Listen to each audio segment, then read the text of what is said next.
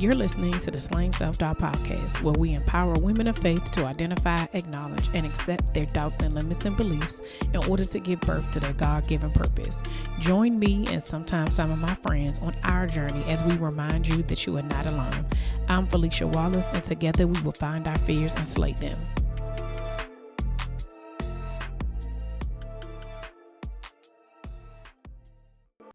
Welcome back to another episode of the Slaying Self-Doubt podcast. It's your girl, Felicia Wallace.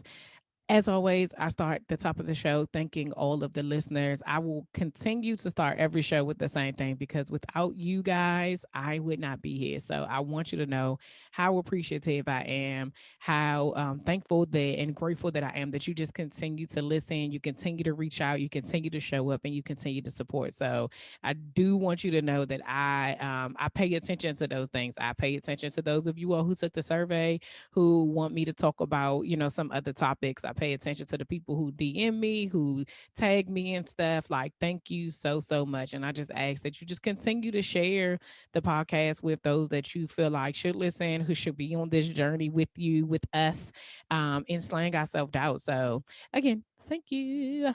The wins for this week. So I had some personal wins this week. For me, I've talked to you all before about my health journey, along with this, slaying self-doubt journey, that I am on this health journey of having a healthier lifestyle and wanting to be healthy, not only for my kids, but my kids, and Lord willing, my kids, right? Great. However that works, right?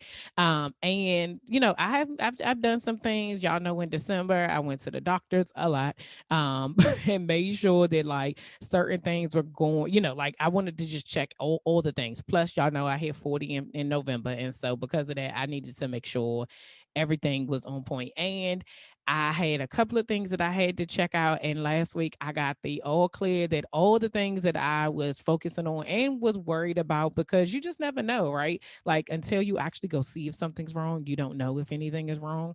And so I am just grateful that everything came back normal, or as normal as possible. And I will be able to live a long and healthy life as long as I continue down this path, right? So one of the things that my doctor said, so I had to see a cardiologist, and so he was very much so like, no, let's not take the foot off the gas, right? Like you're doing well, and we've seen some improvement, but a lot of times you have people, and I know this from being in healthcare, that people see a change and they're like, oh, okay, well, I can take this medication, or I can do this and continue the same lifestyle. And it's like, no, you want to continue down the same path because you can see that it has changed, versus seeing an immediate change, right? And then being like, oh, I can just kind of fluctuate. And so I was like, oh, nah, Slim, you don't have to worry about that. Like that was the one thing that I was worried about, was like my heart. Like I was just like, Lord, I ain't ready, Elizabeth. I'm not ready. I wasn't ready. Right. And so once he just told me like I was good and just to continue to do what I was doing, like I was like, all right, I'm really gonna have to just really continue to focus on that. And so for me, that was a big goal of mine, to just get at a just to know what was going on. And so now that I know, I'm good. I am excited about it. Okay. Also this week, one of the things I think I told you all a couple of weeks ago, or I've said multiple times on here, but I finally like took a huge jump. And for me, because a couple of weeks ago, I told you guys that imposter syndrome was kicking in for me, especially when it comes to coaching. Because this I do well, like the podcast, recording, doing interviews, pitching for people. Like this is easy for me, right? It wasn't before. It wasn't before. We all know that. But it is. And so coaching is like the same way for me. It was just like, I don't know what I'm supposed to do.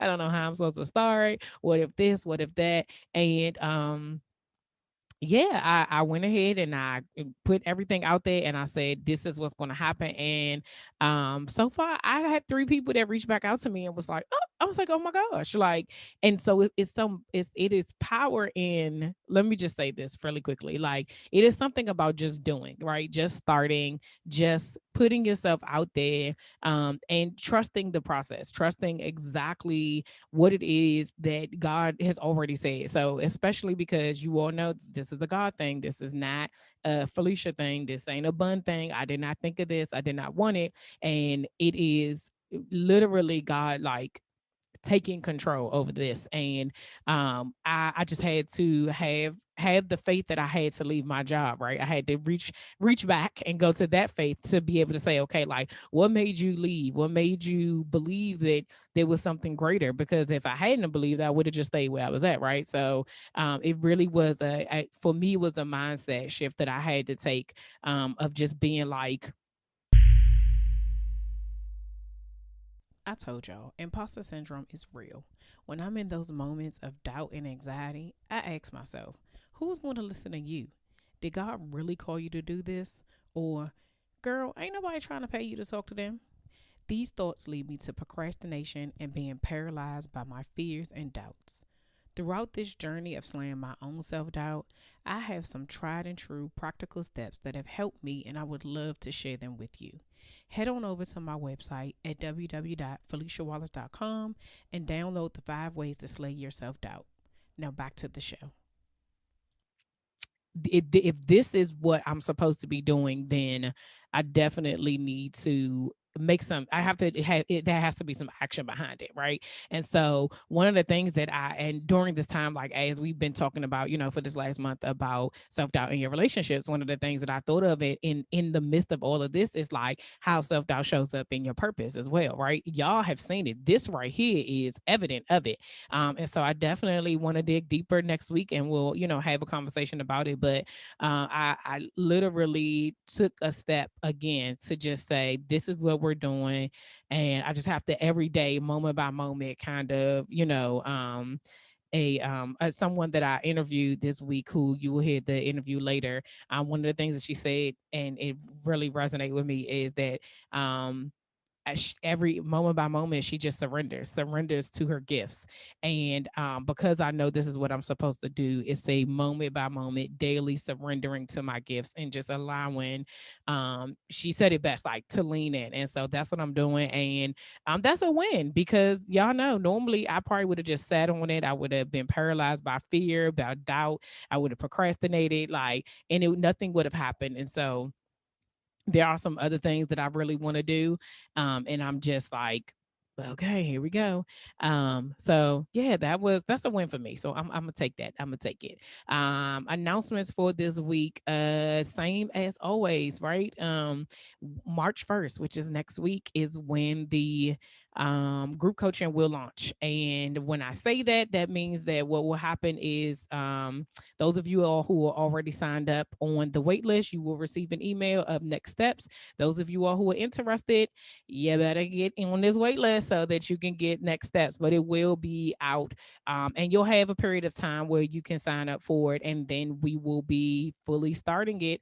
And that has been a process in itself as well. And we will definitely talk about that later, because, child, that was y'all already know how I be.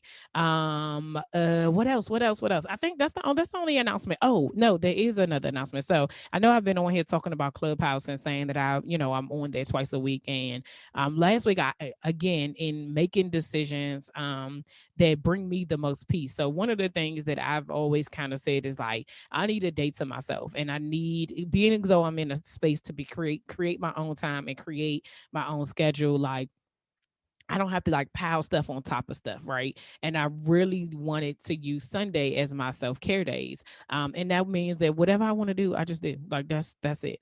And so I started out doing clubhouses on Sundays. And then God, like, kind of shifted me to Wednesday. And so last week I was in this place again where I was just like, am I gonna do Sundays and Wednesdays? Like, that's just a lot. And I've told y'all, like, before I do anything, whether it's the podcast, anytime there's speaking and there's people involved, it does not matter. I have, like, this angst, just it's a mix between excitement and anxiety, but it's just I don't want to feel that, like, every day of the week. And so I was just like, Sundays I'm not doing it. So I will be on Clubhouse on Wednesdays going forward. um I'm deciding on a time. I think it'll be between 12 and 2, because that's usually people's lunchtime, to be able to hold space. So I'm doing the exact same thing. We will have a topic, but we'll also hold space for people to just connect, to have a conversation, to just be able to talk about self-doubt and have that space. I have learned over these last couple of months of doing it, is that people do need a safe space and a brave space to be able to talk about something they can't normally talk about. And so I am going to facilitate those conversations, and I still want that to be a space, but it will be on Wednesdays now, not Sundays and Wednesdays. Okay. So if you're on Clubhouse, make sure you're following me at Slay Self Doubt. If you're not following me on Instagram, I'm slaying self doubt on Instagram. And so, yeah, just, follow us and just stay connected to me. So last week we talked about self doubt in regards to our relationships with our friends, right? And I think that was a really good conversation, just because when I first started posting on social media for the podcast, oh my goodness, it was a disaster. I did not know what I was doing. I was guessing at everything. Then things shifted for me when I got introduced to three platforms that changed the game for me. I started using Canva for my graphics, Caption Writer for my captions, and Wave for the audiograms. Seriously, if you go back to the beginning of the Slaying Self Doubt Instagram page, you will see the transformation. If you are in the process of branding or rebranding yourself, I recommend you try out these platforms. Canva has hundreds of templates that you can choose from to design any type of post you desire. Caption Writer allows you to create and save your captions with the perfect line breaks and even lets you add different fonts. Wave helps you create snippets of your content to share with your followers. They have closed captions and those cool little wavy lines. If you're interested in trying them out, click the links in the show notes to start using them today. Now, back to the show.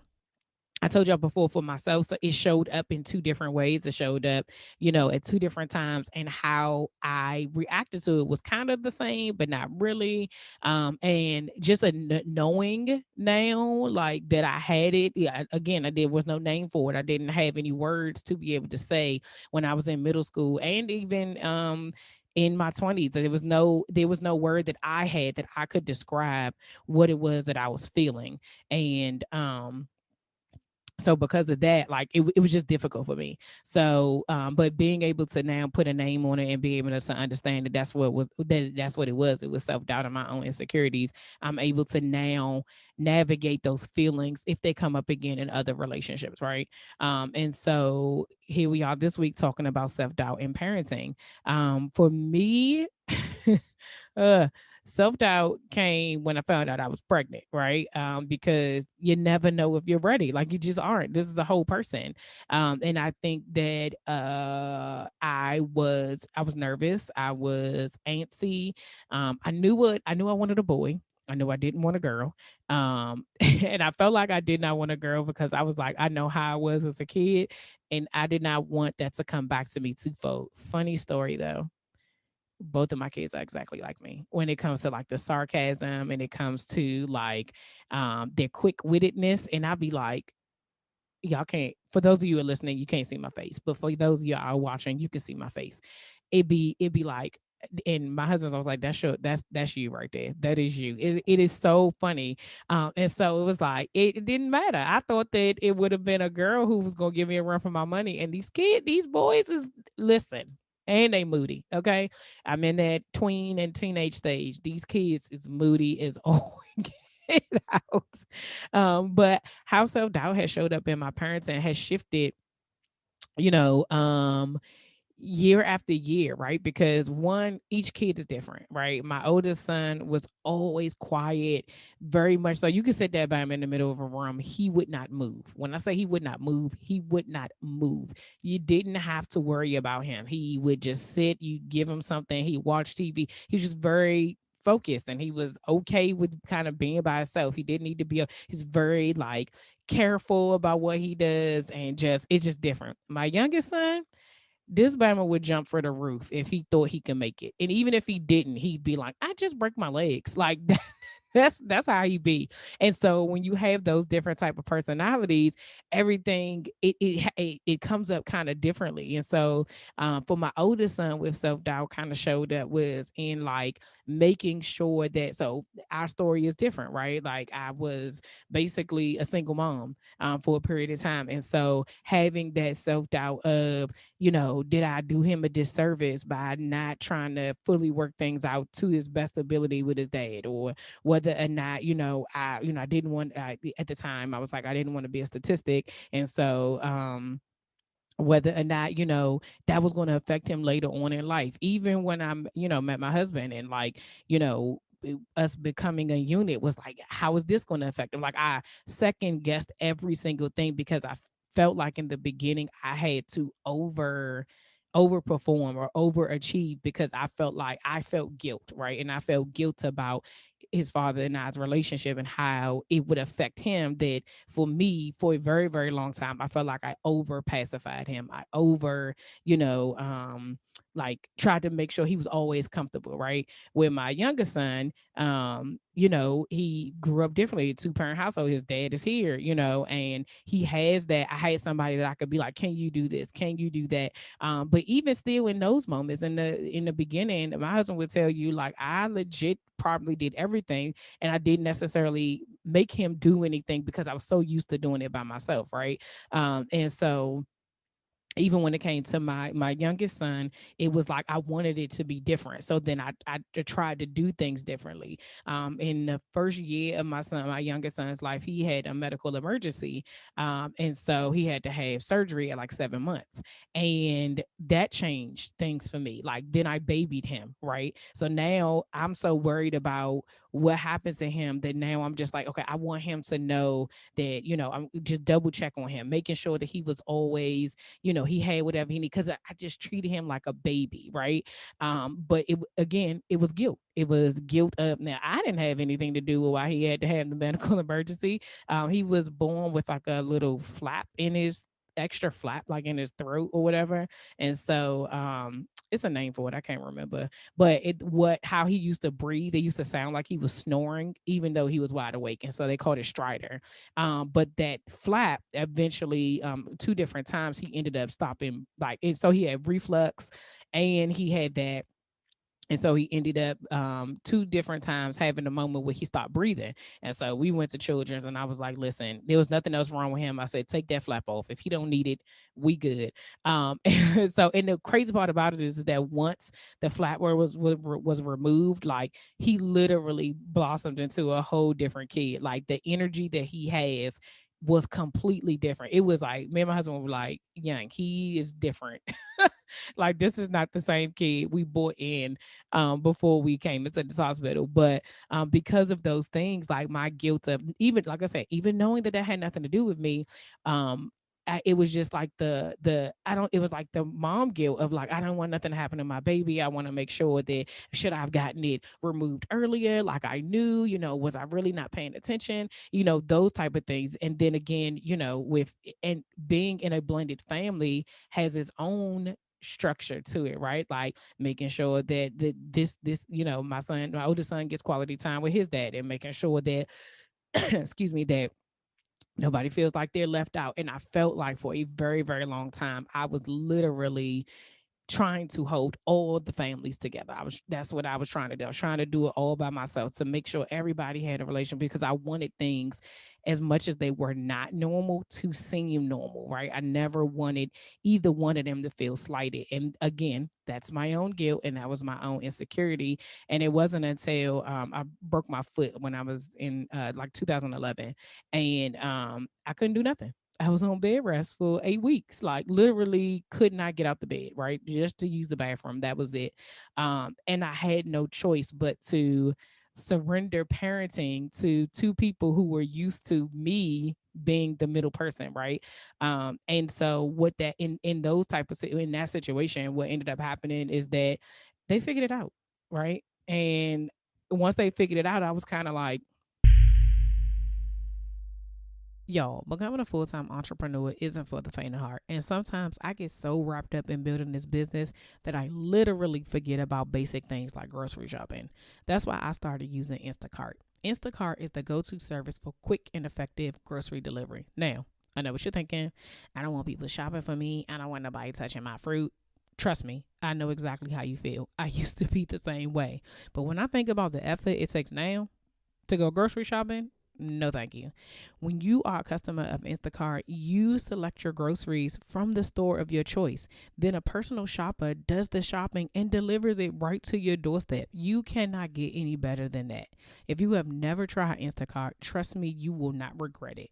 Click the link in the show notes and get $10 off your first order today. Now, back to the show. Oh, okay, then I guess I don't need to. Then it was, grandparents stepping in and, oh, I'll come pick them up and I'll do this and I'll do that. And it became, the crazy part about it is it became what I wanted it to be, what I envisioned and how I wanted things to go. It became that once I took my hands off. And that is like beyond me. And so I'm always like, Lord, you didn't have to break my foot. Even though that wasn't his fault, but still, I didn't have to get sat all the way down for it to become what it is that I wanted. But one of the things that I learned is that I had to relinquish some control to these other people who were just as capable as I was, right? And also, I realized who wanted the same thing that I wanted. So when they were younger, that thing kind of it became exactly what I wanted. So as the kids kind of grew up, the things change once you reach a certain age, so now my kids are 11 and 13, and you're at this tween age, the tween and teenage years, where I told you earlier they is moody is all get out, and being able to keep them together, meaning like, understanding like this your brother, right? I don't care what happens. Y'all been raised together. Your brother is, when it come down to it, y'all all y'all got, right? But also like understanding I gotta let them figure it out on their own, because I'm like, me and my sister used to fuss. I mean, we ain't, I've heard some stories of other people's, and there was this one time. But outside of that, for the most part, like we got along well. I'm sure, and I was the oldest, so I know what it was like for your little sibling to be annoying, right? And to just get on your nerves. And for me, I think I feel like we've talked about this before. Y'all know I be trying to control stuff, and I think that for some things, I my self doubt of like wanting things to be a certain type of way from them, I tend to try to control situations and try to navigate them into a certain space. Even though we could have a conversation and I'll say like, well, y'all should do this and the third, and then they'll be like, no, that doesn't make any sense. And then I'll sit there and I'll ask, okay, so it make sense to me, right? And once they explain it, I'll be like, oh, okay, y'all idea actually is better than mine. But I'm starting to notice that I have actually given them the things that they need to succeed. I have actually set a foundation for them to be able to be the type of young men that I want them to be, right? And one of the things that I, even say for myself that I am learning is that and is that God has given me everything I need to be able to raise these kids. My God gave me these two kids. He gave me my sons, not nobody else's sons, but he gave me my sons, which he knew that I was capable of raising them into the men that he wants them to be, with his assistance and with his help and with his guidance. And I don't have to control the situation, because the other part is that he's guiding them too, right? And so this is another thing of this leaning in and this surrendering to him and understanding that you already have what you need and not second guessing the decisions. We're not going to get it perfect, because we're not perfect, right? We're doing the best that we have with what we have. We're also doing the best that we have with how we were taught or what we saw as parenting. And a lot of us, I can definitely say, especially a lot of people within my circle, are trying to do things differently with their kids. They are intentionally wanting to raise as best as we can whole adults, right? What male or female, we want. My cousin, the family advocate, Salika Wood, says it best. Like, I'm trying to raise adults that do not have to heal from their childhood, or don't have to, like, they don't have to try to figure things out, re-raise themselves as adults, right? We hear this, I've heard this before, people talking about like reparenting, right? Because and once we are adults, we are dealing with our childhood trauma, whatever that might look like, right? People hear the word trauma and immediately think of abuse.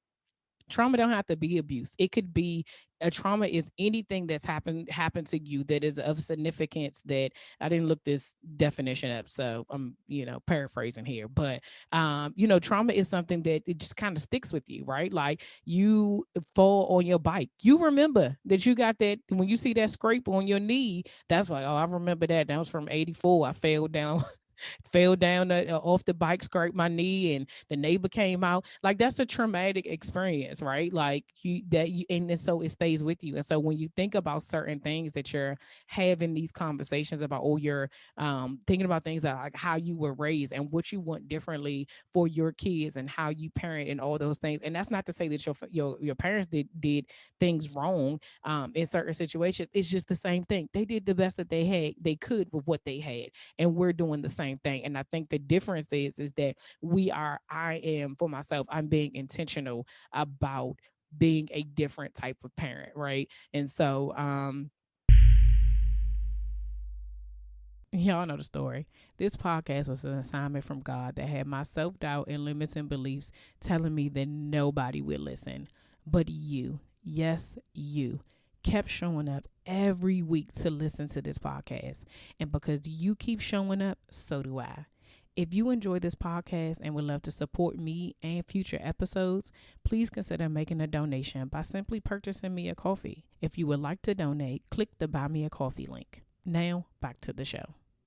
I would say, in closing out, like when we're talking about how your self doubt shows up, and again, going all the way back to the beginning, that it shows up in all your relationships, being able to see how it shows up will determine how it affects your children, right? One of the things I've talked about before is that y'all know that I suffer from anxiety. And I've said this story plenty of times on here that I did not realize how bad my anxiety was until I saw it in my son. And it was frustrating to me. Like I could see that he was anxious about something that literally none of us had any control over, but he was so worked up about it. And it was in that moment that I said, I don't think that I intentionally I don't think I intentionally was anxiety rooted around them. It was subconscious for me. Was I was anxious throughout most of my pregnancy, right? And so did he get that from there? And then you again, here we go with that guilt thing of thinking like I gave them these things, with my youngest son, he has asthma, allergies, vitiligo. I have all those things, right? And so then it's the guilt of that too. Like, oh, I've given my kids these things, and but what I've turned it around is like now we having a conversation about it. Now we embrace it. Now we are like, okay, so what do we do when an anxious moment comes up? Instead of like hiding it or pretending. When my son first had vitiligo, I was like, "Mommy got the same thing. Let me show you." When we tried to go through the medications, and I was like, "Do you want to for it to go away?" Once he had a name for it and he was able to say what it was, and we was able to explain it to him, I said, "You make the decision." We did go to the dermatologist, and then it would, you had to use. He would have to use like cortisone for the rest of his life.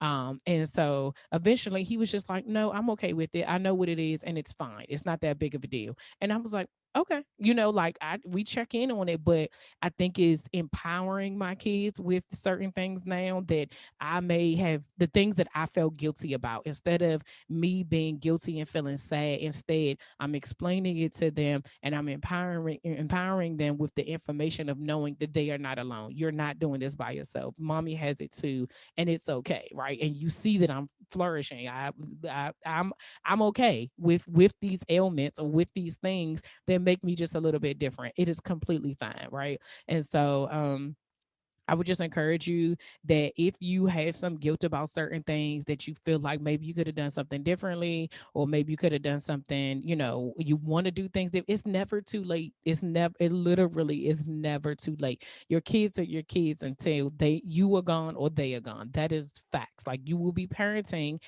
in a different way in every season of their life. My mother still parents me in some ways. I'm 40 years old, and there's times where I have to call her, and we have a different type of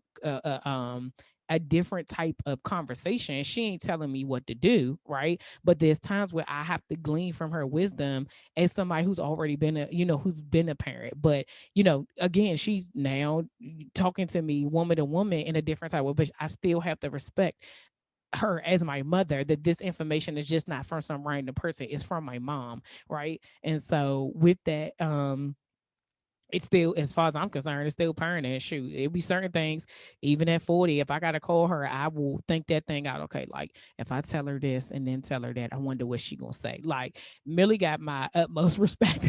I don't do no faking. And anybody know Millie, know Millie don't be playing. So you got to make sure that you come to her correct. Okay. But yeah, I think that self-doubt in parenting is not in your parenting is not abnormal. I think it's okay. I just would encourage you to explore it, and talk to your kids. Like your kids are people. They are people, and they're little people that will become older people, right?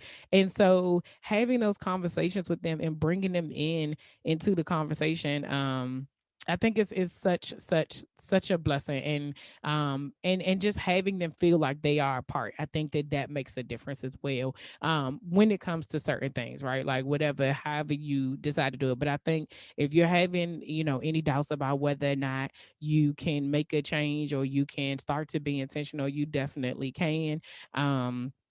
I will put some books on the y'all. I'm sorry.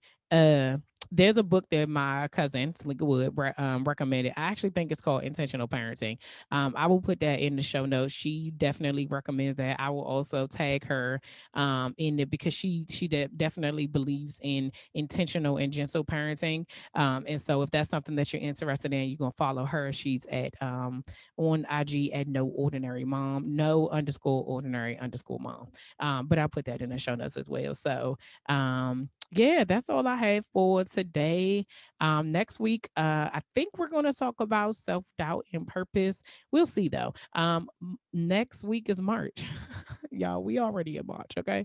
And I think I mentioned this last week, but I will be honoring 31 women who have been on the show for the month of March because it is Women's History Month.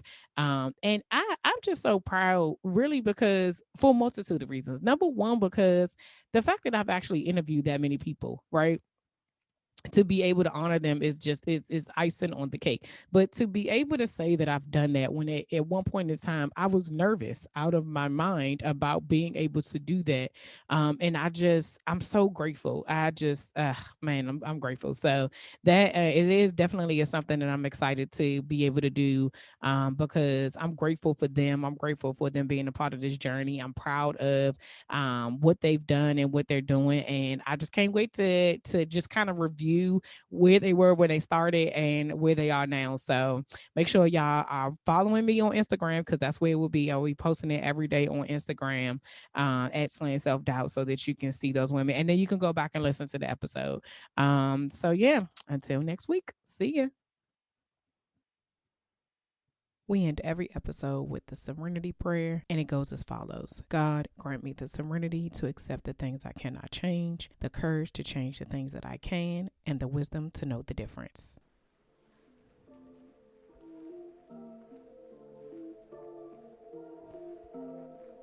All right, y'all, that's all for this week. Thanks for listening, and don't forget to share, subscribe, rate, and review. Remember to head over to Facebook and Instagram and follow me at Slaying Self Doubt. Oh, wait, don't forget, go to my YouTube channel and watch this episode, and remember to press the subscribe button. Until next week, see ya.